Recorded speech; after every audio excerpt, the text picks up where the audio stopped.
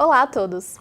Quando estamos diante de um paciente com diabetes com indicação de revascularização, seja por sintomas ou por prognóstico, surge a dúvida: cirurgia ou angioplastia? Para ajudar nessa decisão, hoje trazemos o estudo FREEDOM, que foi apresentado no congresso da American Heart Association e publicado simultaneamente no New England em 2012. A necessidade desse estudo surgiu após a publicação do BARI, um grande ensaio clínico que comparou cirurgia de revascularização e angioplastia em pacientes multiarteriais. Através de uma análise de subgrupos, foi gerada a hipótese de que a cirurgia seria melhor do que a angioplastia no subgrupo de pacientes diabéticos. Porém, esse e outros estudos prévios, comparando as duas estratégias de revascularização, haviam sido feitos com o uso de stents convencionais e com uma pequena parcela de representatividade de pacientes diabéticos.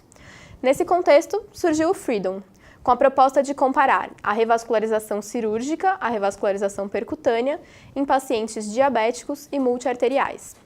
Foi um ensaio clínico randomizado, multicêntrico, que englobou 140 centros de vários países. Foram incluídos pacientes diabéticos, que apresentavam estenose maior do que 70% em duas ou mais coronárias, de pelo menos 2 territórios distintos, e que tinham indicação de revascularização, sendo factíveis tanto a cirurgia quanto a angioplastia. E nesse ponto, é importante chamar a atenção de que não foram incluídos pacientes que tinham como opção o tratamento medicamentoso exclusivo.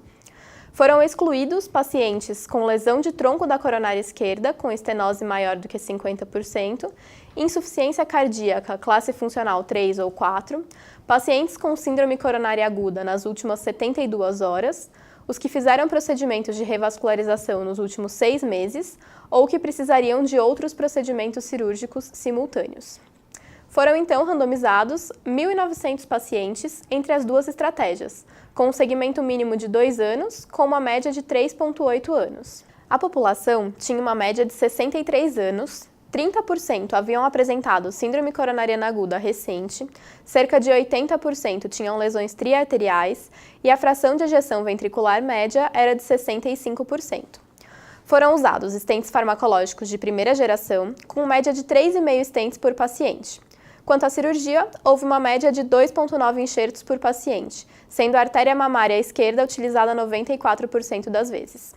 Com relação aos desfechos, como podemos observar no gráfico, foi evidenciada uma redução significativa dos eventos compostos no desfecho primário, que eram mortalidade geral, infarto não fatal e AVC não fatal. Isso ocorreu à custa de mortalidade geral e infarto não fatal, beneficiando a cirurgia. Nesse mesmo grupo, porém, houve maior taxa de AVCs não fatais comparados ao grupo da angioplastia. A análise de subgrupos é condizente com a literatura e não levanta nenhuma hipótese adicional. Porém, sugere um maior benefício da cirurgia em pacientes com acometimento de descendente anterior e os pacientes triarteriais. Também observamos que o benefício da cirurgia ocorreu independente do Syntax Score. Concluímos, então, que em pacientes diabéticos com lesões multiarteriais, a cirurgia de revascularização é superior à intervenção percutânea em termos de mortalidade e de infarto não fatal, porém com maiores taxas de AVC.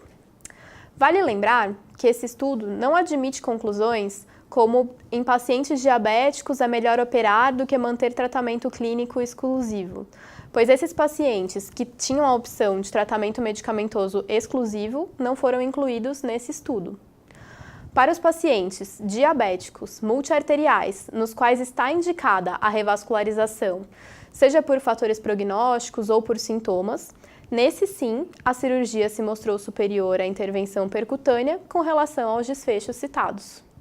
Até a próxima!